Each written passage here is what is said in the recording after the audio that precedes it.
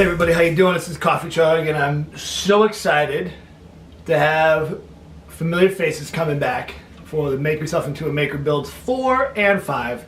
In this workshop, we're going to be doing a lot of really powerful learning. A lot of the responses that we've had, we spent builds 1 through 3 focusing on your mindset. It's really just all about empowerment.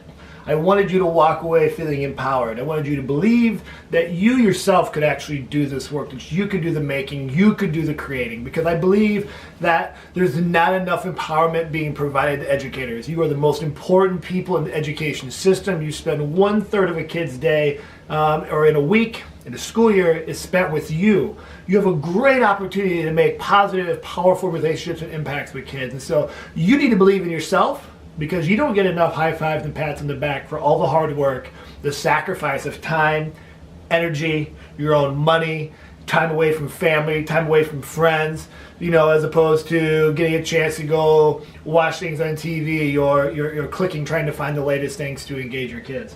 And so the whole goal of builds 1 through 3 was to get you to believe that you could do stuff with cardboard, with PVC, with your own mindset, ancient engineering, and we were blown away by what you were able to create. So when we come back here to builds 4 and 5, a lot of the questions that we've had is, okay, so now I'm taking this back and you're trying ideas, you're trying to actually make this stuff work, and now your administration or your team or your school or whoever you're involved with is starting to ask for, where are the standards?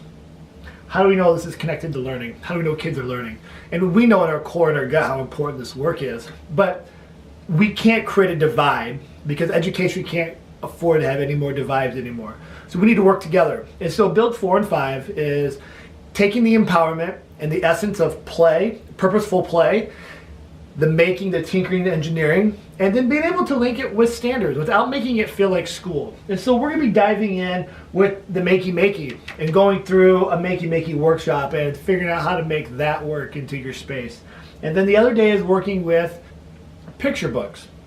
So how do we create what I call literally making? There's lots of cool ideas already on the internet. We're going to go and we're going to create our own. We're creating our own network, our own infrastructure, and we're going to show people that we can take something as simple and powerful as picture books, whether we're working with preschool or seniors, AP classes, middle schoolers, and take a picture book and use that as the framework and the parameters to make making happen and learning.